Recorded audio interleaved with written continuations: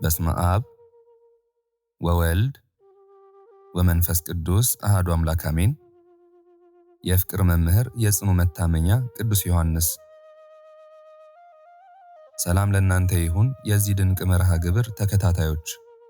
ዛሬ ጥር 4 ቀን ነው። ሰማይና ምድር በደስታ የሚሞሉበት የፍቅር መምህር የጌታ ታማኝ ወዳጅ የምስጢር ተካፋይ የሆነው የሐዋርያው ቅዱስ ዮሐንስ ዓመታዊ መታሰቢያ በዓል ነው። ዮሐንስ ማለት ፍስሐ ወሰላም ማለት ነው፣ ደስታና ሰላም። እርሱ በጌታ ደረት ላይ ተደግፎ የሰማይን ምስጢር የጠጣ የሕይወትን ቃል በእጆች የዳሰሰ የብርሃን ሰው ነው። ዓለም በጨለማ ስትናወጥ እርሱ ግን በመጀመሪያ ቃል ነበር እያለ የሁሉን መጀመሪያ የገለጸልን የነገረ መለኮት ንስር ነው። ክብሩ እንደ ከዋክብት የሚያበራ፣ ዝናው ከምድር ዳርቻ እስከ ሰማይ አድማስ የደረሰ ነው። እርሱ ሞትን ያልቀመሰ፣ በፍቅር ኃይል የታተመ፣ በኤፌሶን ምድር ተአምራትን የዘራ ታላቅ ሐዋርያ ነው። የፍቅር መጋቢው ዮሐንስ ሆይ፣ አንተን ባሰብን ጊዜ ነፍሳችን በዝምታ ትዋጣለች። አንተ በዛች ደሴት ሆነ የሰማያዊቷን ኢየሩሳሌምን ክብር ያየህ፣ መጋረጃው ተገልጦልህ የ24ቱን ካህናተ ሰማይ ምስጋና የሰማህ የታደልክ ነህ። ለእናቱ ለድንግል ማርያም የዓይን ማረፊያ የልብ መጽናኛ እንድትሆን በጌታ የተመረጥህ የንጽህና ተምሳሌት ነህና እናደንቅሃለን።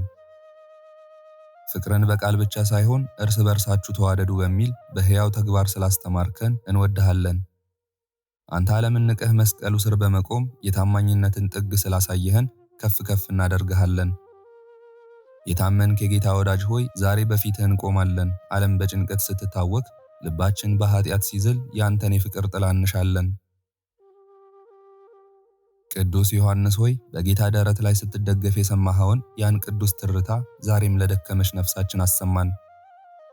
ልጆቼ ሆይ ተዋደዱ ያልከው ቃልህ በቤታችን በሀገራችንና በልባችን ይንገስ። ከመከራ ሥጋ ከመከራ ነፍስ እንድንድን በጸሎት አስበን። አንተ ሞትን ያልቀመስክ የሕይወት ምስክር ነህና እኛንም ከኃጢአት ሞት አውጣን። ስለ አንተ ድንቅ ሕይወት እግዚአብሔር ይመስገን። ስለ ሰጠህን የወንጌል ብርሃን፣ ስለ ጻፍክልን የፍቅር መልእክት፣ ስለ ገለጽክልን የዮሐንስ ራእይ ምስጢር ምስጋና ይሁን። ዛሬ ያንተን ስም ስንጠራ ሰላም ይሰማናል። ያንተን ታሪክ ስንሰማ ተስፋችን ይታደሳል። ክብር ለአንተ ይሁን፣ ዝናህ ለዘላለም ይኑር። ውድ ኦርቶዶክሳውያን፣ ይህ ታላቅ ቅዱስ ዛሬ በመካከላችን አለ። ቃሉን ስንሰማ ተአምራቱን ስናስብ በረከቱ ይፈስልናል። አሁን ወደ ጥልቁ መንፈሳዊ ጉዞ እንሄዳለን። የሚነበበውን የድርሳኑን ቃል፣ የሚሰማውን ምስጋና እስከ መጨረሻው በትዕግስትና በጸሎት እንድታደምጡ እንጋብዛችኋለን። ይህ ሰዓት የጸሎት ሰዓት ነው። ይህ ሰዓት ከቅዱስ ዮሐንስ ጋር የመገናኛ ሰዓት ነው። እስከ መጨረሻው አብራችሁን በመቆየት የዚህን ሐዋርያ በረከት ተካፋይ እንድትሆኑ በፍቅር እንጠይቃለን።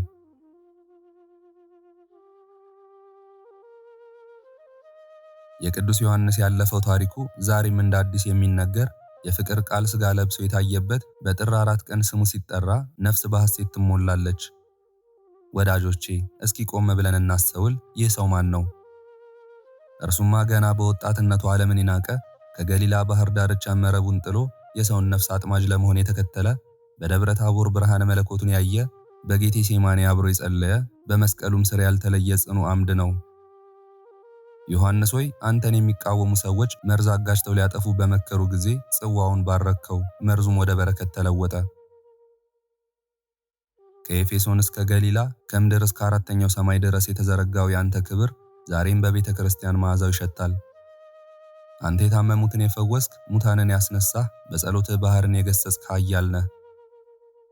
የፍቅር መምህር ሆይ፣ ዛሬም ወደ አንተ እንጮኻለን። ለታመሙት እንደ ጸሎትህ ኃይል ፈውስን ለምንላቸው፣ ለተጨነቁት በጌታ ደረት ላይ ተደግፈ ያገኘኸውን ያን ሰማያዊ ሰላም አንተ አድላቸው። ለሀገራችንም እንደ ቃልህ ፍቅርን ዝራባት።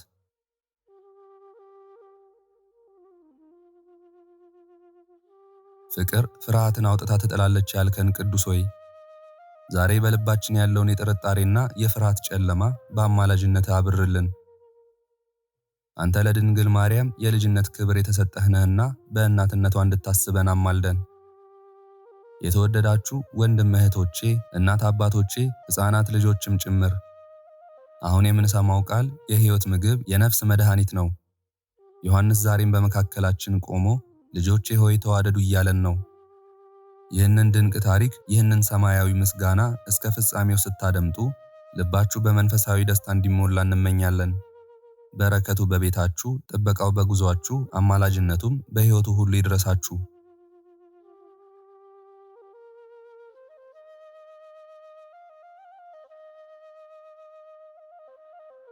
ከላይ አስቀድመን እንደተናገርን ቅዱስ ዮሐንስ አባቱ ዘብዴዎስ፣ እናቱ ማርያም ባውፍሊያ፣ ወንድሙ ያዕቆብ የሚባሉ ሲሆን ከ12ቱ ሐዋርያት አንዱ ነው።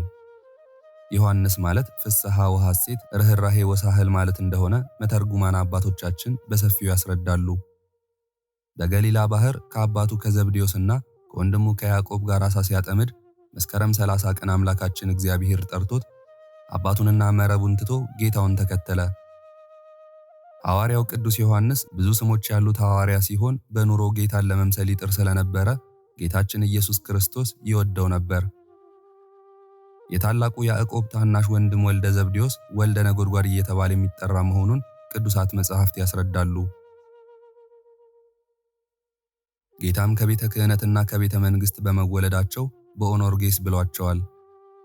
የማርቆስ ወንጌል ምዕራፍ 3 ቁጥር 13 ስለ ቅናቱ በትምህርቱ ጥልቀትና ኃይል የጌታችን የኢየሱስን አምላክነት በመግለጡ ከሌሎች ሐዋርያት አልቆ አምጥቆ ምስጢረ ሥላሴን የቃል ቀዳማዊነትንና አምላክነትን ሲያመሰጥር በመጀመሪያ ቃል ነበር፣ ያም ቃል እግዚአብሔር ዘንድ ነበር፣ ቃልም እግዚአብሔር ነበር እያለ በማመስጠሩ ነባቤ መለኮት ታኦሎጎስ ተብሎ ተጠርቷል። በፍጥሞ ደሴት ባየው ራእይ አቡ ቀለምሲስ የሚባል ስም የተሰጠው ሲሆን ቃሉ የግሪክ ነው፣ ባለ ራእዩ ማለት ነው። ከሌሎች ሐዋርያት ተለይቶ በዕለት ዓርብ ከመስቀል ስር የዋለ ብቸኛ ሐዋርያ በመሆኑ የጌታን መከራ መስቀል እያየ ከዕለት ዓርብ ጀምሮ 70 ዘመን ሙሉ በሐዘን እንደተቋጠረ ስለኖረ ቁጽረ ገጽ እየተባለ የሚጠራ ሆኗል። ለስብከት አገልግሎት ወደ እስያ ይሄድ ዘንድ ዕጣ በወጣበት ጊዜ አለቀሰ። ይህን ዓለም ተከፋፍለው በሚያስተምሩበት ጊዜ ታናሽ እስያ ደርሳው አስተምር አሉት። እሱም እንደገባ ሃይማኖታችሁን ልቀቁ አላላቸውም፣ የሥነ ፍጥረትን ነገር አስተማራቸው እንጂ። ዜውስ አርጤምስ ቢሏችሁ ምን ቁም ነገር አላቸው? ፍጡራን ስለሆኑ ሥጋቸው በመቃብር ነፍሳቸው በሲኦል ተይዟል። ፀሐይ፣ ጨረቃ፣ ከዋክብት ቢሏችሁ ምን ቁም ነገር አላቸው? የዕለተ ረቡዕ ፍጥረታት ናቸው፣ በኋላም ያልፋሉ። ይልቅስ ሰማይና ምድሩን በፈጠረው በጌታችን በኢየሱስ ክርስቶስ እመኑ ብሎ ከጽንሰቱ ጀምሮ ያደረገውን ተአምራት፣ ያስተማረውን ትምህርት፣ የሰራቸውን ትሩፋት ቢያስተምራቸው አምነው ተጠምቀው ክርስቲያን ሆኑ። እሱም በሰባቱ ከዋክብት አምሳል 7 መንፈሳውያን መሪዎችን ሾመላቸው። ከዚህ በኋላ ትምህርት ወዳልተዳረሰበት ለማድረስ አንጾኪያን አስተምሮ ሶርያ ወደ ኤፌሶን ሲመላለስ ባህረ ሱርጊያ መርከብ ተሰብሮበት እሱ በአንድ ሰባረ ሐመር ደቀ መዝሙሩ አብሮኮሮስ በአንዱ ሰባረ ሐመር ተለያይተው ሳለ አብሮኮሮስ ቶሎ ብሎ ወደ የብስ ወጣ። ቅዱስ ዮሐንስ ግን 40 ቀንና 40 ሌሊት በዚያው በማዕበሉ ተቀመጠ። ከማዕበሉ ጽናት የተነሳ እስከ ውቅያኖስ እየተከፈተ ይታየው ነበር። ከዚያም ፍጥሞ ወደምትባል ደሴት ደርሶ ከአብሮኮሮስ ጋር ተገናኝተው ወንድሞቼ ሁሉ ተግተው ያስተምራሉ፣ የኔ ማስተማር ፈቃድህ ባይሆን ነው ብሎ ጸለየ። በዚህ ጊዜ እግዚአብሔር የሐሳዊ መሲህን የጥጦስን የሌሎችንም ነገሮች ገልጦለት ራእዩን ደርሷል። ከዚያ በኋላ በእግዚአብሔር ፈቃድ ወደ ኤፌሶን ሊያስተምሩ በሄዱ ጊዜ ሰዎች ክፉ እንደሆኑ አውቀው ሮምና የምትባል ሴት ሞግዚት ሆና የነገስታቱን የመኳንንቱን ልጆች የምታሳድግ ሴት ነበረች። ወደ ከተማ ገብተው የሮምና የአያቶቿና የቅድመ አያቶቿ አገልጋዮች ነበርን፣ በጠፋን በስንት ጊዜ ተገኘን እያሉ አስወሩ። እሷም ውዳሴ ከንቱ ሽታ የአባቴ አያቶች ባሮች ናቸውና ገብተው ያገልግሉኝ አለች። ከዚያም ዮሐንስን እንጨት ፈላጭ፣ እሳት አንዳጅ፣ አብሮኮሮስን ውሃ ቀጂ፣ መንቀላጣቢ ያደረገቻቸው።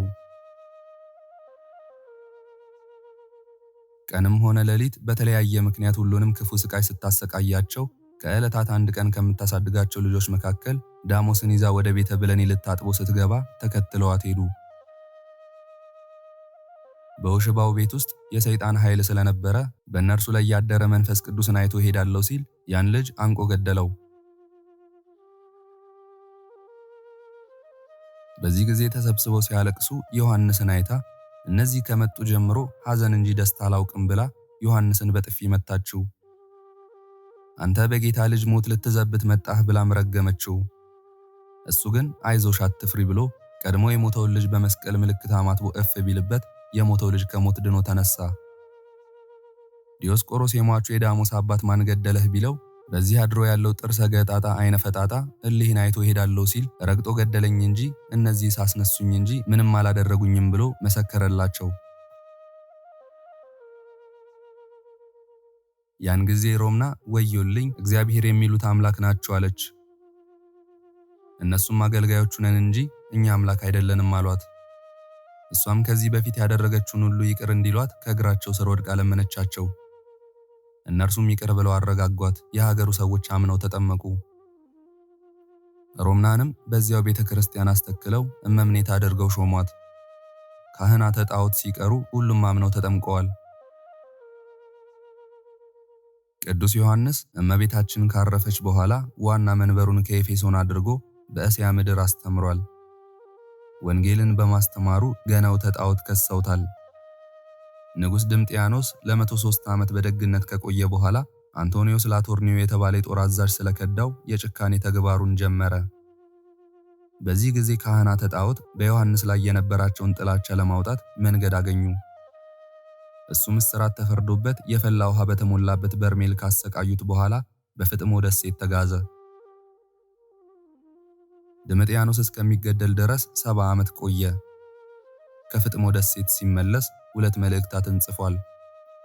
አንዷ መልእክት በኤፌሶን ቤተክርስቲያን ስለተነሳው ኑፋቄ ስለ ግኖስቲኮች የተጻፈች ስትሆን ሁለተኛው መልእክት ደግሞ ቀደም ብለን ላየናት ሴት ለሮምና ልኮላት በመጀመሪያይቱ መልእክት ከተጠቀሱት መናፍቃን የሚያስጠነቅቅ ሲሆን የተጻፉትም በ90 ዓመተ ምህረት ነው። ወንጌሉንም ጌታ ባረገ በ30 ዘመን ኔሮን በነገሰ በ7 ዓመት በኤፌሶን ሀገር በዮናኒ ቋንቋ ጽፎታል። ቅዳሴውንም ራሱ ደርሷል። በጌታችን በመድኃኒታችን በኢየሱስ ክርስቶስ መታጠቂያ ቢታጠቅ ፍትወት ጠፍቶለት ኑሮ እንደ መላእክት ሆነ። ሊቃውንት ስለ ዮሐንስ 2 አይነት ሐሳብ አላቸው። አንዳንዶች አርፏል ሲሉ፣ አንዳንዶች አርጓል ይላሉ። እውነተኛው ታሪክ ቅዱስ ዮሐንስ አርፏል፣ ነገር ግን መቃብር አልነካውም። የፍልሰቱ ጊዜ እንደቀረበ በታወቀ ጊዜ ሕዝቡን ጠርቶ ሥጋ ወደሙን አቀብሎ ባርኮ አሰናበታቸውና አብሮኮሮስንና ፉጊርን ሌሎችንም ጨምሮ መቆፈሪያ ይዘው እንዲከተሉ ታዘዘ። በዚያም ጉድጓድ አስቆፍሮ በውስጧ ገብቶ ቆመ። ልብሱንም አንዲት የበፍታ ቀሚስ አስቀምጦ ሌላውን አስወገደ። ከዚህም በኋላ እጆቹን ዘርግቶ ጸለየና ወደ ከተማ እንዲመለሱ ሕዝቡን በሃይማኖት ጸንተው እንዲኖሩ ነግሯቸው እኔ ከሁላችሁም ደም ንጹሕ ነኝ፣ ከእግዚአብሔር ትእዛዝ ያልነገርኳችሁ የለም። እኔንም ከዛሬ ወዲህ ፊቴን አታዩም አላቸው። ይህን ሲል አልቅሰው እጁን እግሩን ስመውት ወደ ከተማ ሄደው የሆነውን ሁሉ ለሕዝቡ በነገሯቸው ጊዜ ደንግጠው ሮጠው ቢወጡ መቃብሩን አጡት። የለፋ መስክ መስሎ ጫማውን፣ ልብሱን፣ ጭራውን፣ መቋሚያውን፣ መጽሐፉን ብቻ ወድቆ አገኙት። የሐዋርያው የቅዱስ ዮሐንስ ወልደ ነጎድጓድ ጸሎቱና በረከቱ ካዘጋጀው ከተስፋ ሚካኤልና ከመላው ሕዝበ ክርስቲያን ጋር ይሁን ለዘላለሙ አሜን።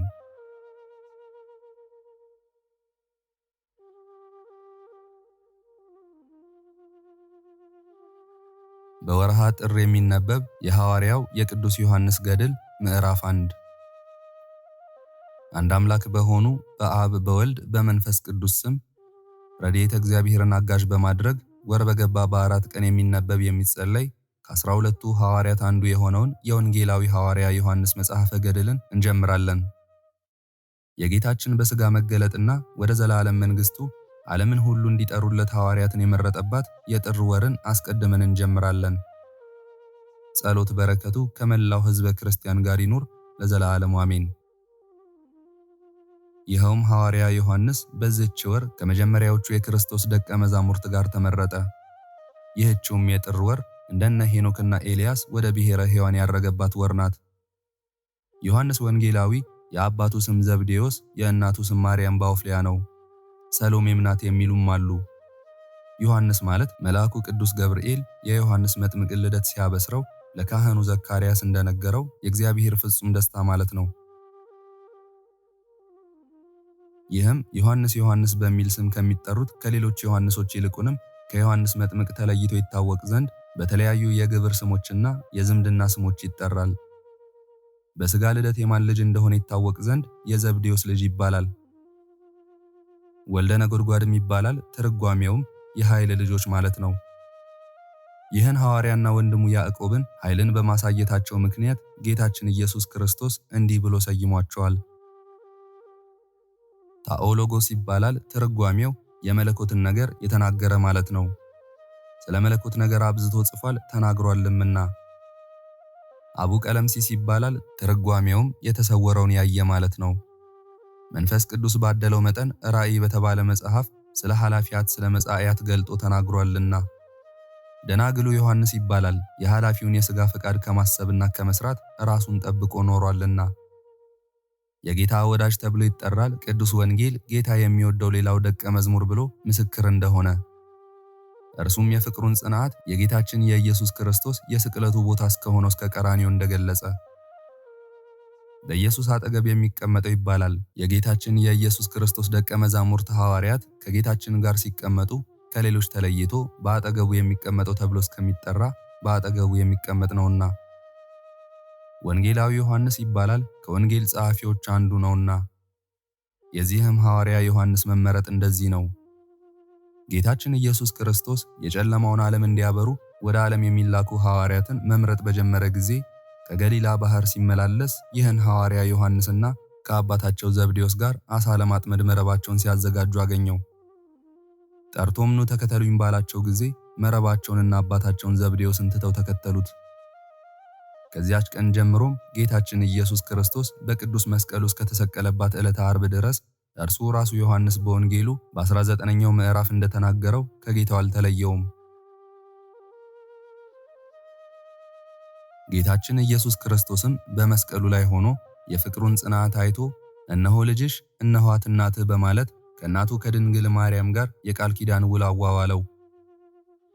ከዚያች ሰዓትም ጀምሮ ቅዱስ ዮሐንስ እመቤታችንን ወደ ቤቱ አስገባት። ስለዚህ የሞቱን መከራ እስከተሳተፈ ድረስ የፍቅሩን ጽናት አሳየ።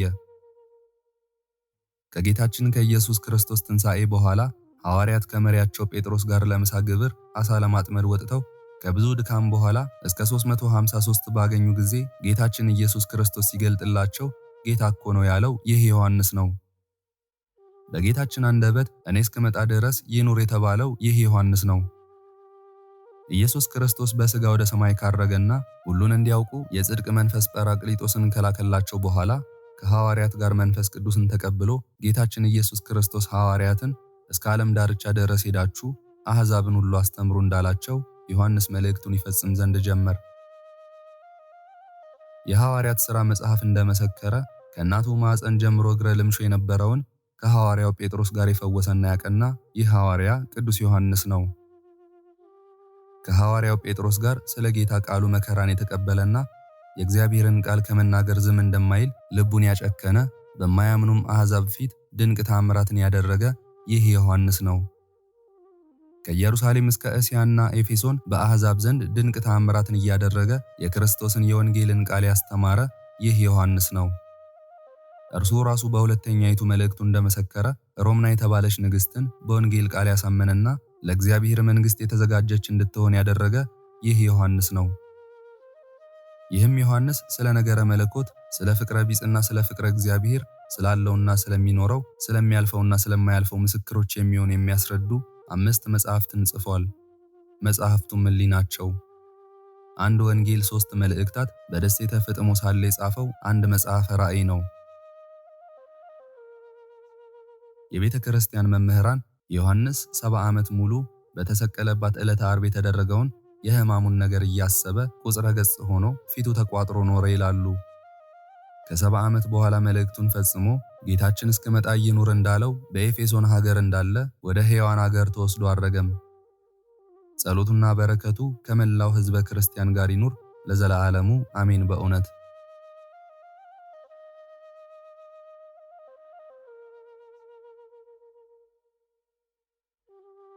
ተአምረ ቅዱስ ዮሐንስ። ወንጌላዊው ቅዱስ ዮሐንስ ያደረገው ተአምር ይህ ነው። ጸሎት በረከቱ ከሁላችንም የጥምቀት ልጆች ጋር ይሁን ለዘላለሙ አሜን። ወልደ ነጎድጓድ ቅዱስ ዮሐንስ ያየው ተአምር ይህ ነው። ምክንያቱም ከዕለታት አንድ ቀን አምላክን የወለደች የእመቤታችን የቅድስት ድንግል ማርያምን ድንቅ ሥራ አየ። እነሱ ካዩ በኋላ በሰማይ ታላቅ ተአምር አየው። ፀሐይን የለበሰች ጨረቃም ከእግሯ በታች የሆነች አንዲት ሴት አየው። ከዋክብትም የራሱ አክሊል ሆነው 12ቱ ከዋክብት በፊትና በኋላዋ ሆነው አየው ብሎ ተናገረ። ጌታና ብሩክ የሚሆን የእግዚአብሔር አብ ልጅ ኢየሱስ ክርስቶስ በእንጨት መስቀል ተሰቅሎ አምላክን ከወለደች ከድንግል ማርያም ጋር ያየው ቅዱስ ዮሐንስ ወልደ ነጎድጓድ ይህ ነው። እናቱን ድንግል ማርያምን እነሆ ልጅሽ አላት።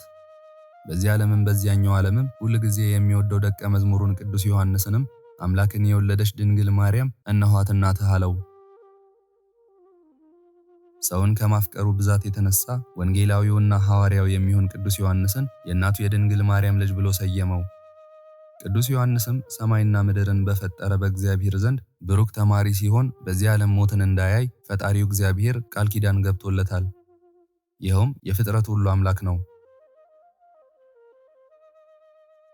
አምላክን የወለደች ፀሐይን የተጎናጸፈች ጨረቃ ከእግሯ በታች የሆነችላት ከዋክብትም የራሷ አክሊል ሆነው የተዘጋጁላት የቅድስት ድንግል ማርያም ተአምር የተሸለመች ሆና ያያት ወንጌላዊ ወልደ ነጎድጓድ ቅዱስ ዮሐንስ ይህ ነው።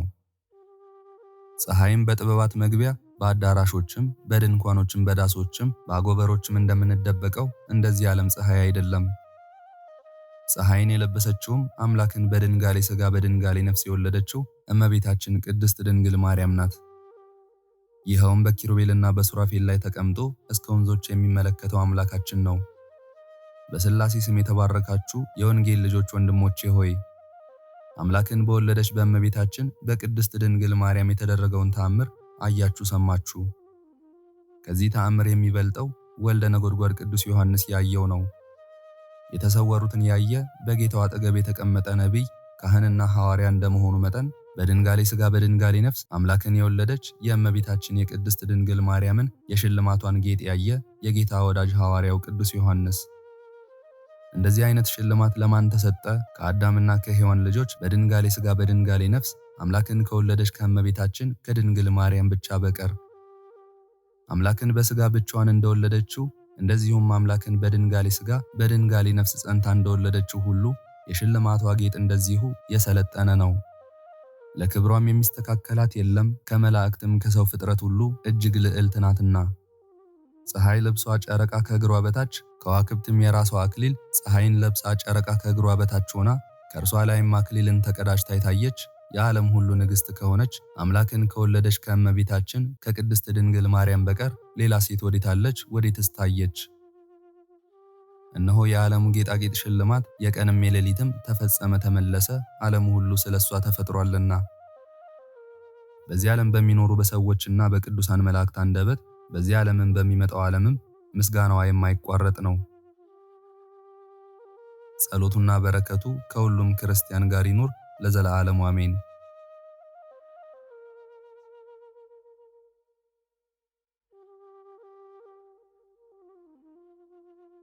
ክብር ምስጋና ይሁን አንድ አምላክ ለሆነ ለአብ ለወልድ ለመንፈስ ቅዱስ ዛሬም ዘወትርም እስከ ዘላለም አሜን። የዛሬውን መርሃ ግብር በዚህ መልኩ ጨርሰናል። ዘወትር የምንለቀውን መርሃ ግብር እንድትከታተሉ ሳትሰለቹም ሰብስክራይብ፣ ሼር እና ላይክ እንድታደርጉ እኔንም ይህን ጸሎት የተከታተሉትንም በያላችሁበት በጸሎታችሁ እንድታስቡን በጌታችን በመድኃኒታችን በአምላካችን በኢየሱስ ክርስቶስ ስም እጠይቃለሁ። እግዚአብሔር አምላካችን እስካሁን አሳጠብቆ ለዚህ ያበቃን የአባቶቻችን አምላክ ልዑል እግዚአብሔር ስሙ ፈጽሞ የተመሰገነ ይሁንልን። እመቤታችን ቅድስት ድንግል ማርያም ዘላለማዊ ስሟ የተወደደ ይሁንልን። ጻድቃን ሰማዕታት፣ ቅዱሳን መላእክት እንደየክብራቸውና እንደየማዕረጋቸው የከበሩ ይሁኑልን።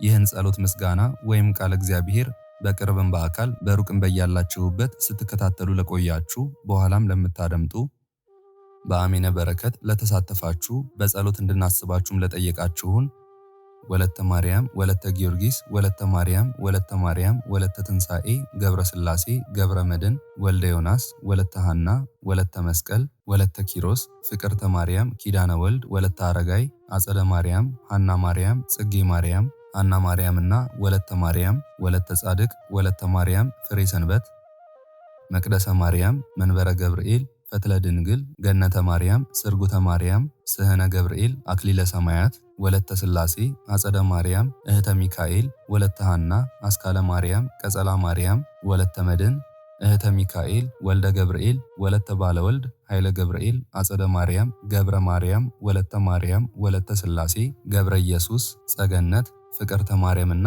ሰይፈ ገብርኤል ወለተ ማርያም ወለተ ኪዳን ሀብተ ማርያም ፍቅረ ሥላሴ ወለተ ሥላሴ ተክለ ሥላሴ ገብረ ሥላሴ ክንፈ ሚካኤል ኃይለ ኢየሱስ ገብረ ኪዳን ገብረ ሥላሴ ፈቃደ ሥላሴ ኃይለ ኢየሱስ ወለተ ሥላሴ ሳህለ ማርያም ወለተ ሥላሴ ሰብለ ማርያም ገብረ ሥላሴ ወለተ መድህን ገብረ መድን ወልደ ሥላሴ ወለተ ቂርቆስ እህተ ማርያም ወለተ ሰንበትና ወለተ ጻድቅ አቢጋሊ ኢዛና ሰላማዊት ራይሻን ቅዱስ ቶማስ ፍቅርተ ማርያምና ወለተ መስቀል ወለተ ሰንበት ማሪቱ ኃይሉ ወለተ ሥላሴ ወለተ ሥላሴ ኃይለ ገብርኤል ገብረ አብ ኃይለ ሚካኤል አስካለ ማርያም አምደ ሚካኤል ወለተ ሚካኤል አመተ ኢየሱስ ወለተ መድን ወለተ ማርያም ፈቃደ ማርያም አጸደ ማርያም ወለተ ሐና ወለተ ኪዳን በትረ ማርያም ወለተ ሥላሴ ወለተ ማርያም ሚሚ ናቲ ብርቱካን ዓለም እህተ ማርያም አስካለ ማርያም ወልደ ገብርኤል አታለል ይመር ተፈሪ ብርቄ መካሻ ስንዴው